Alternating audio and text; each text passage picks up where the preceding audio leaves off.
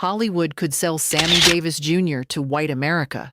It just could not let white America see Kim Novak choose him.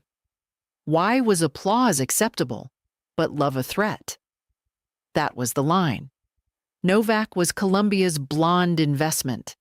Sammy was famous, brilliant, and still expected to know where the industry placed him. Their connection did not break California law. It threatened the image. So the public got gossip. The studio got control. And according to the later accounts, Sammy got the warning first. Then came the pressure, and the rushed marriage used to make the problem disappear. But if no law was broken, who decided they had to be separated? And to understand why one relationship scared an entire industry, we have to look past the headlines and into the system that protected the fantasy. You're watching Hollywood Dark Secrets. Before Kim Novak became a name on a theater marquee, she was Marilyn Pauline Novak from Chicago, not Beverly Hills, not studio royalty. Her family came from work, discipline, and pressure. Her father had been a history teacher before becoming a railroad dispatcher during hard economic years. Her mother worked in a factory to help keep the household moving. Kim was shy, artistic, and already uncomfortable with being handled like an object. She studied art. She modeled. She learned early that being looked at could bring money, but it could also bring control. One job pushed her closer to Hollywood, a refrigerator promotion where she was called Miss Deep Freeze. The name sounds harmless now, but it shows how quickly a young woman could be turned into a label. Before Columbia placed her under studio lights, she had already been posed beside a product, renamed for a campaign, and sent out for strangers to inspect. When she reached Hollywood, the system did not ask who she was. It asked what she could be sold as. Columbia Pictures saw a young woman with a face the camera liked and a personality it believed could be reshaped. Her first name, Marilyn, was inconvenient because Marilyn Monroe had already taken up space in the national imagination. Her last name, Novak, sounded too ethnic to Harry Cohn, the head of Columbia. He wanted another name. One proposed option was Kit Marlowe. Kim refused to lose Novak. Columbia could choose the gowns, the lighting, the photographs, the interviews, and the press angles. But the family name was one thing she still owned. She accepted Kim, but she kept Novak. Inside the studio system, that was not just a preference. It was resistance. The studio kept working on the rest of her. Hairdressers pushed her toward the pale blonde image Columbia wanted. Publicity attached lavender to her until a color became part of the product. Lavender press copy. Lavender styling. Lavender tint. Lavender wrapped around her name until even a color started to feel like company property. From the outside, it looked elegant and soft. Inside, it was branding. A woman who had studied art and understood color was being handed a color by men who needed her to become a symbol before she could become herself. The old studio system was very good at making control look like glamour. It did not say, "We are taking you apart." It said, "We are making you a star." It did not say, "Your private life now belongs to us." It said, "We are protecting your career." By the time Kim became famous, her image was already being handled like studio property. The public saw cool beauty, pale hair, and a face distant enough for strangers to project stories onto. Columbia saw return on investment. That difference matters.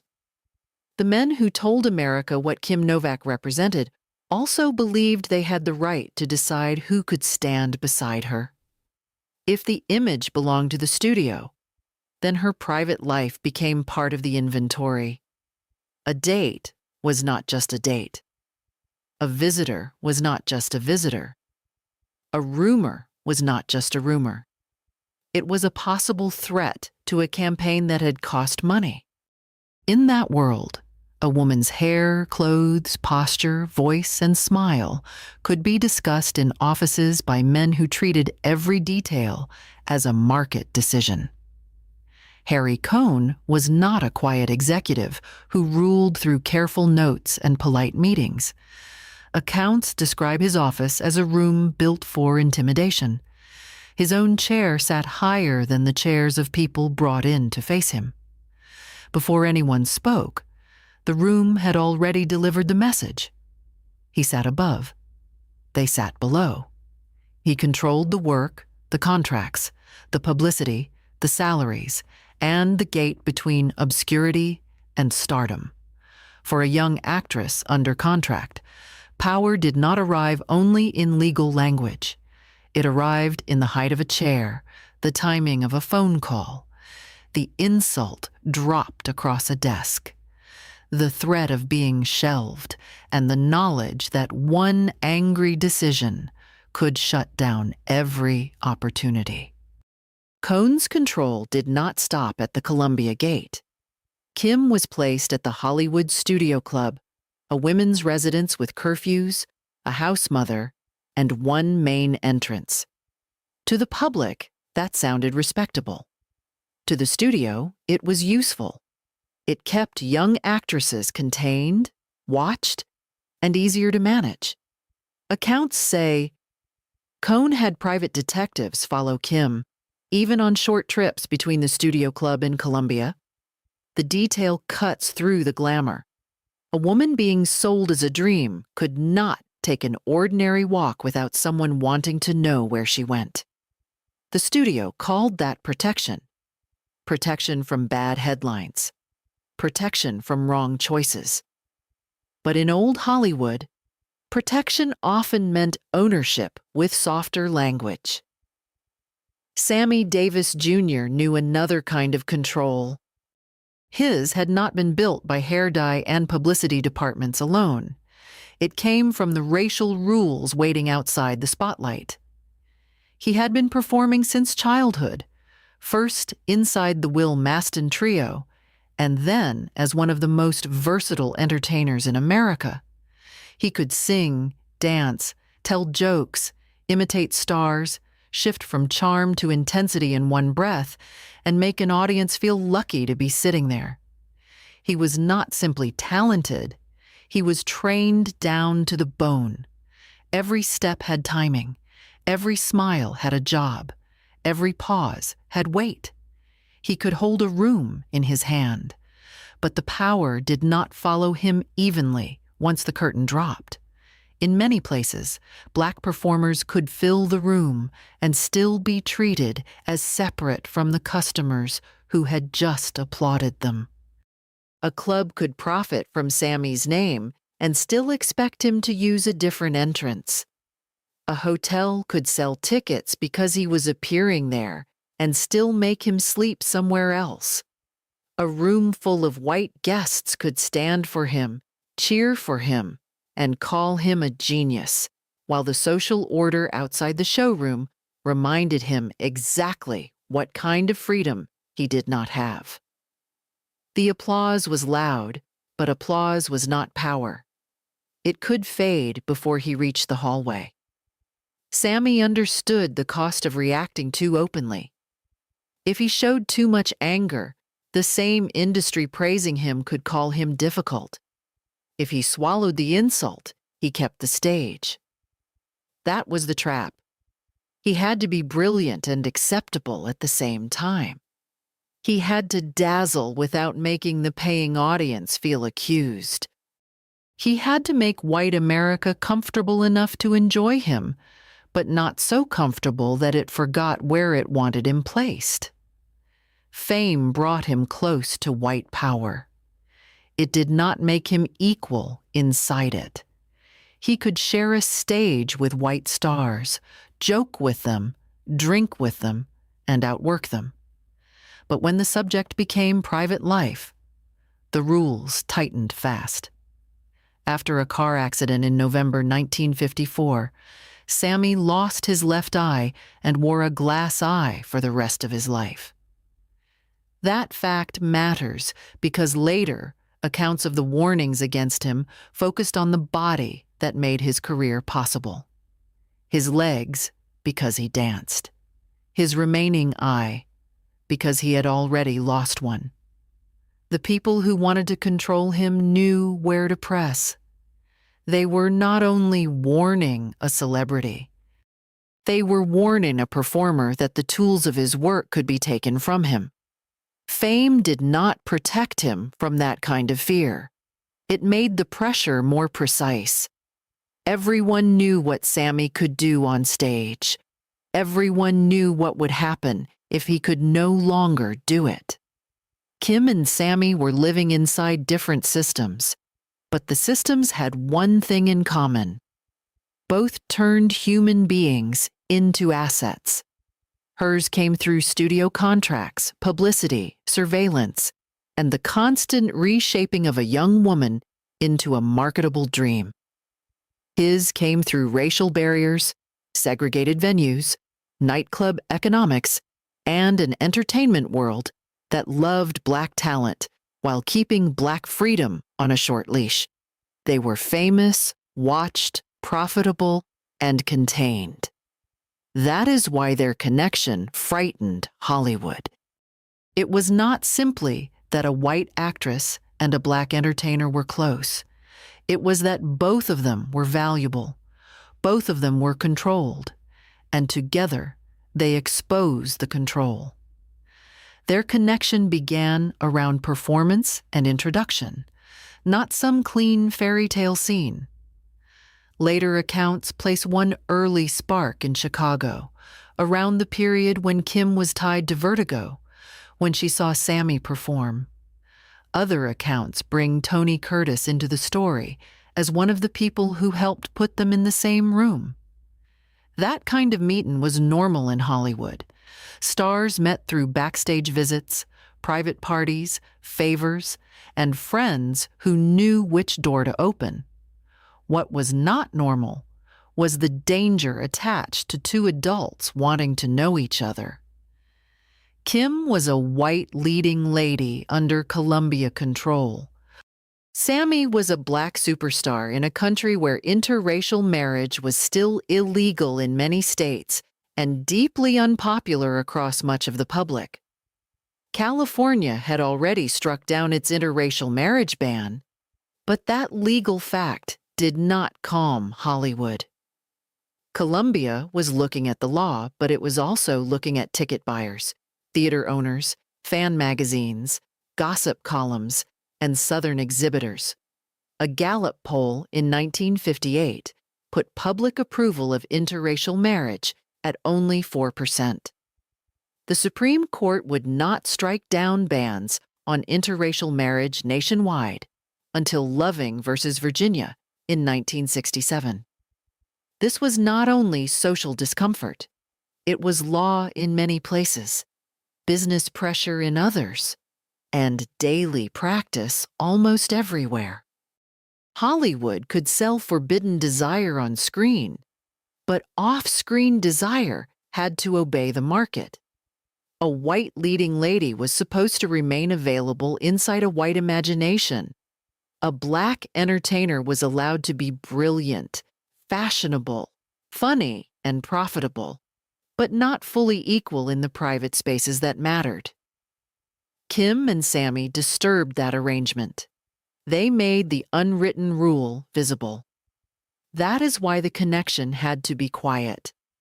Sammy's friend Arthur Silber later described helping with secret meetings. One of the strongest details from later accounts is simple and humiliating. Sammy sometimes hid on the floor of a car under a blanket, so he would not be seen visiting Kim. This was not gossip floating in the air. This was a grown man, one of the most gifted entertainers in America, curled low in a moving car because being seen with a white woman could cost him more than a headline. That image is hard to shake because it removes every lie about celebrity power.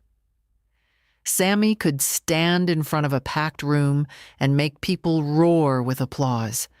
Then he had to hide under fabric like cargo to visit someone he cared about. That was the gap between attention and freedom. Sammy had attention. He still did not have permission to live without being watched. A less famous man might have moved with less notice. A less valuable woman might have drawn less studio attention. Their fame did not protect the connection. It made it easier to detect. Every driver could notice too much. Every doorway could become a future line in a column. Every phone call could pass through someone else's ears. Kim's side of the secrecy was quieter, but just as controlled. Her home, her schedule, and her visitors mattered to people who saw her as valuable property. Later, Kim said the studio ordered her to stop seeing Sammy and placed guards around her house. She also asked what was so terrible. That question cuts through the whole case. What was so terrible? The honest answer was not romance. The honest answer was race, money, and image. The industry could not say that cleanly, so it called the situation dangerous. It was not dangerous because two adults cared about each other. It was dangerous because their connection exposed the business behind the fantasy. There is one small domestic detail that survives because it feels ordinary in a story full of pressure. After an early gossip item, Sammy worried that he had put Kim in trouble with Columbia. According to his own account, she pushed back against the studio's ownership and invited him over for spaghetti and meatballs. A plate of food in a quiet room should not feel political. In that world, it did. A woman whose image, clothes, schedule, and public life had been managed by men decided to open her door. A man who had been told where he could enter decided to come. No approved studio date. No publicity photographer waiting for a safe picture. Just food, a private invitation, and a refusal to behave like property. In Hollywood, it meant the company had lost control of the room. The gossip columns moved first.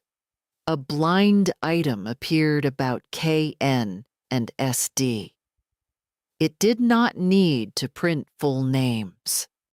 Hollywood readers knew how to decode initials.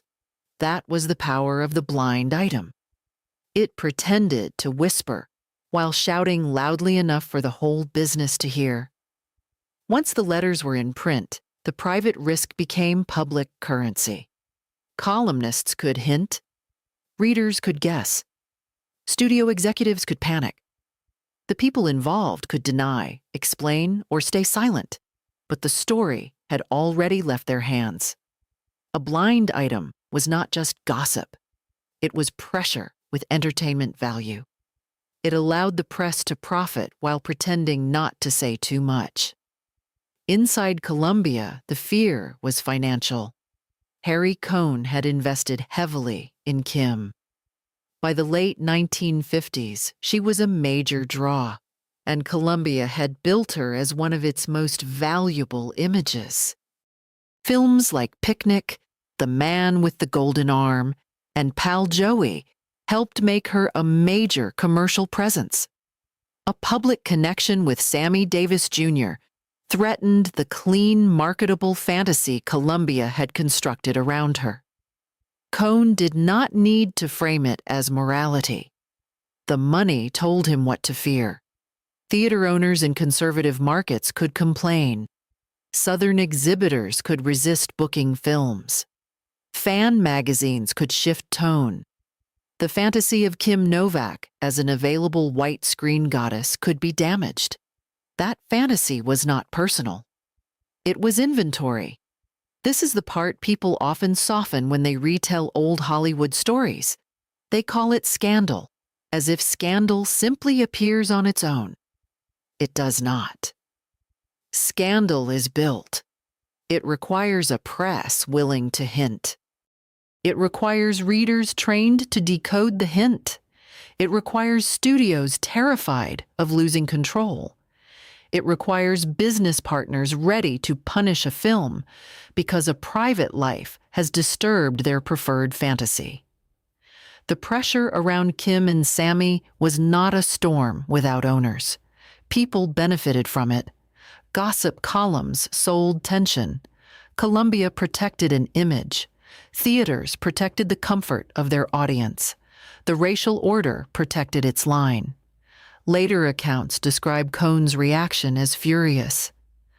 Some versions connect the timing of the scandal to the heart trouble he suffered before he was gone in February of 1958, but the exact medical link should not be treated as proven.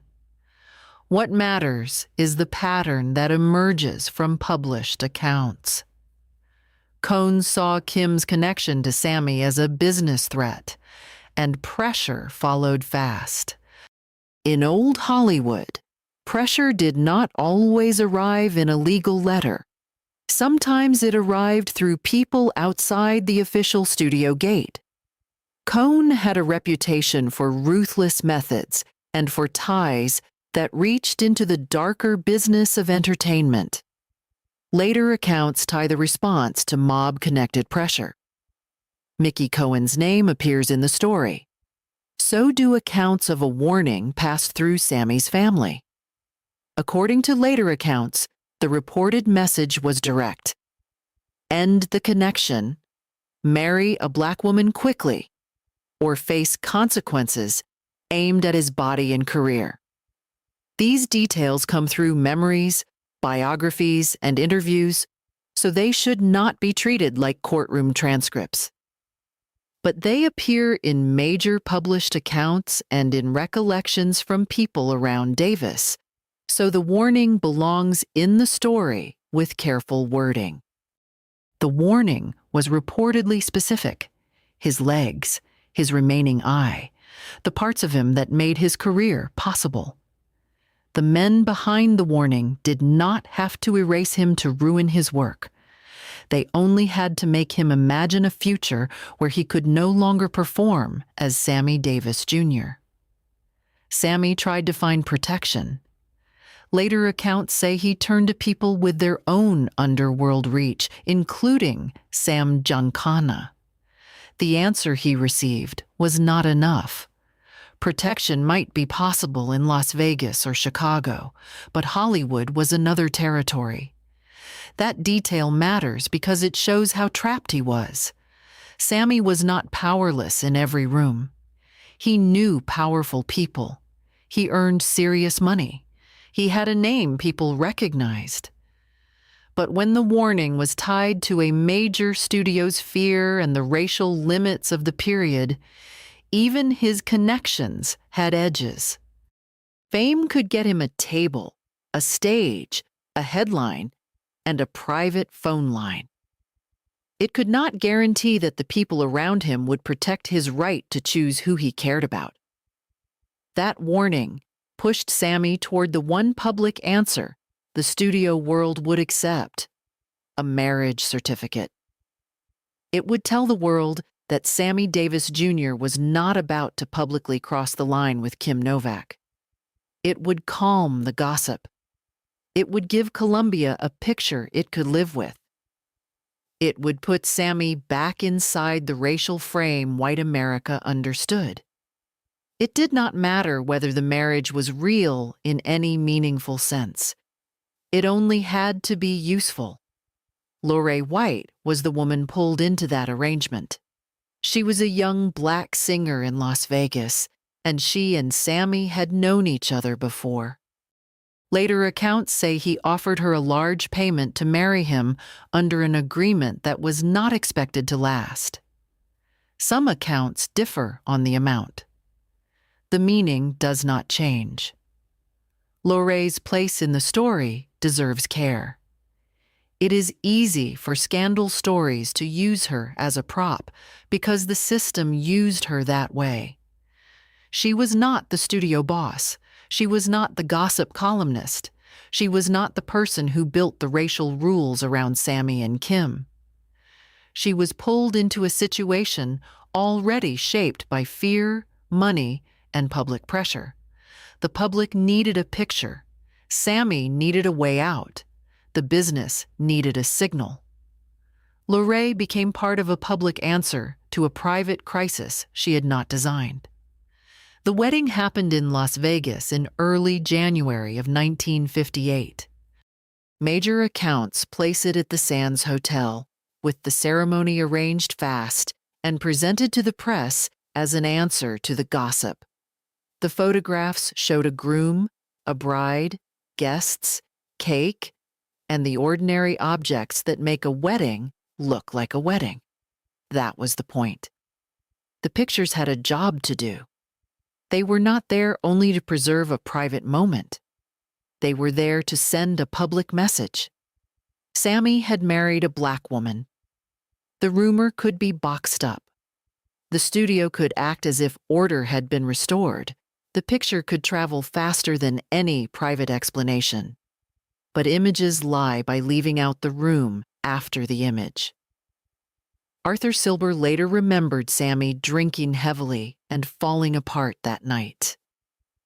In his account, Sammy lashed out and had to be restrained. Later, Silber said he found Sammy in a dangerous state and had to intervene before the night got worse. That detail should not be used for cheap shock. It belongs in the story because it shows the pressure behind the forced public smile. The wedding did not solve Sammy's danger. It converted the danger into private collapse. Sammy had been told who he could not be close to, or even appear close to. He had been warned through the parts of his body that made his career possible. Then the camera needed him to look presentable. Lorraine carried her own cost.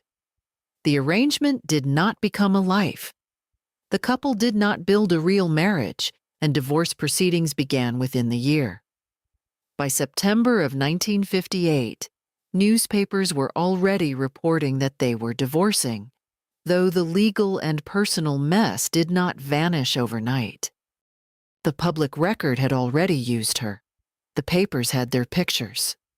The warning had been answered. The gossip had been redirected. Lorraine was left with a place in a scandal she had not designed. Kim, meanwhile, was pushed back into silence. She continued to work. Vertigo was moving through that same charged period, and the overlap is hard to ignore. Vertigo carries extra weight when viewed through this history. The film shows clothing, hair, posture, and identity being used as tools. Kim's performance can feel quiet, pressured, and divided in ways later audiences understood more deeply than many viewers did at the time.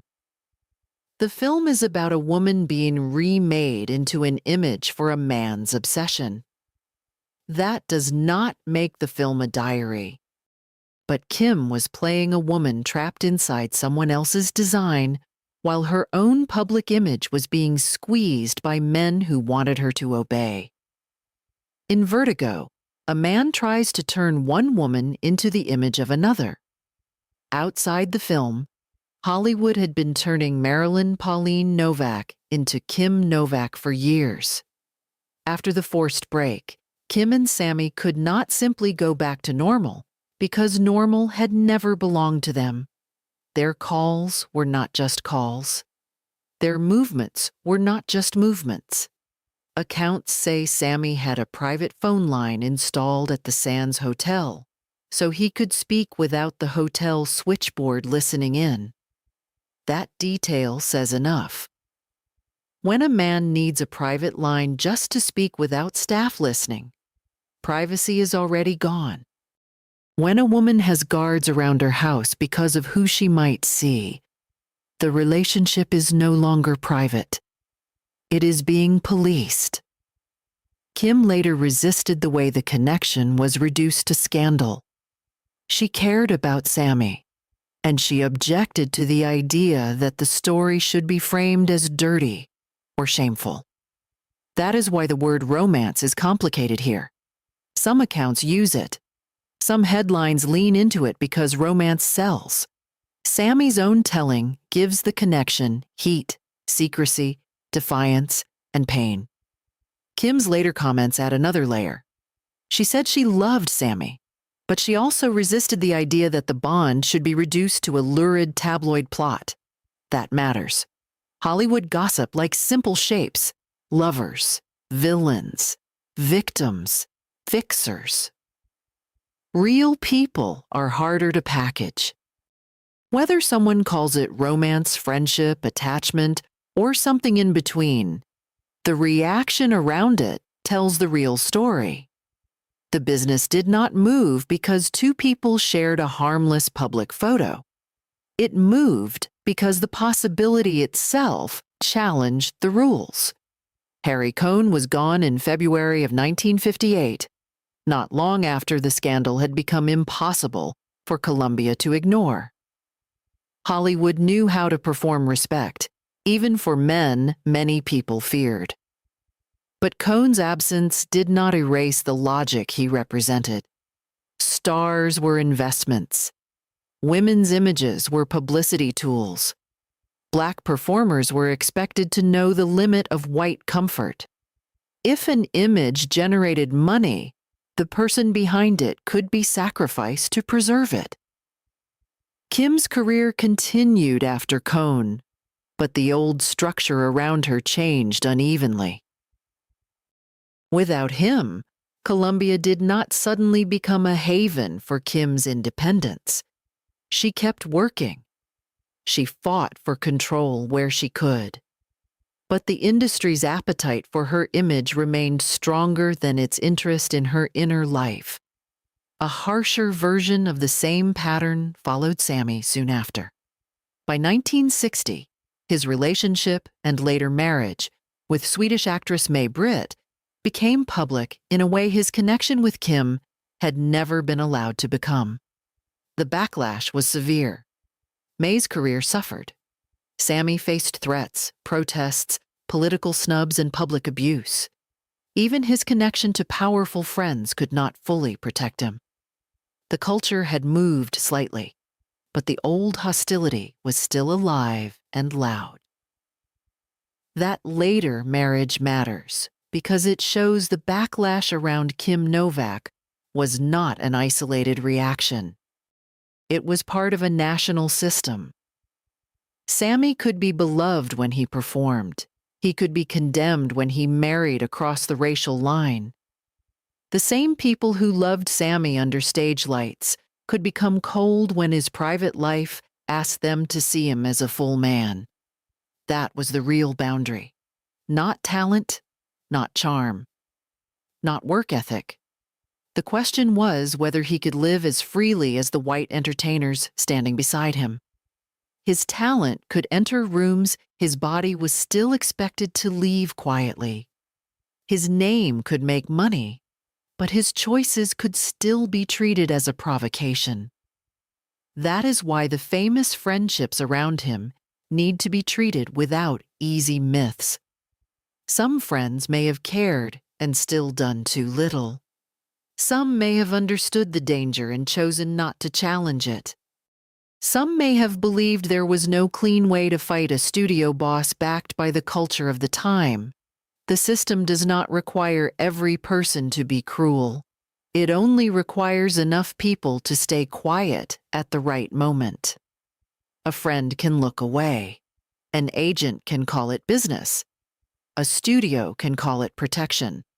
A columnist can call it gossip. A theater owner can call it audience preference. A publicist can call it damage control. Each phrase sounds smaller than the harm it helps produce. That is how responsibility gets diluted. Nobody has to stand in the center of the room and announce the whole ugly truth. They only have to perform their little part. Make the call. Print the hint. Arrange the picture. Advise silence. Then history arrives later, and tries to turn the whole thing into a colorful old Hollywood story. Kim's way out was quieter. She gradually stepped away from the center of Hollywood. She spent time near the California coast and later built a life in Oregon, closer to animals, painting, and privacy. She has spoken about the need to be herself and not live as someone else's invention. She also later spoke publicly about being bipolar, but it would be irresponsible to turn that into a simple story where Hollywood alone caused it. What can be said is clear enough. The studio system put heavy pressure on her identity, and she spent years trying to reclaim it. Painting became one of the ways she did that. Painting did not ask her to be the Lavender Girl.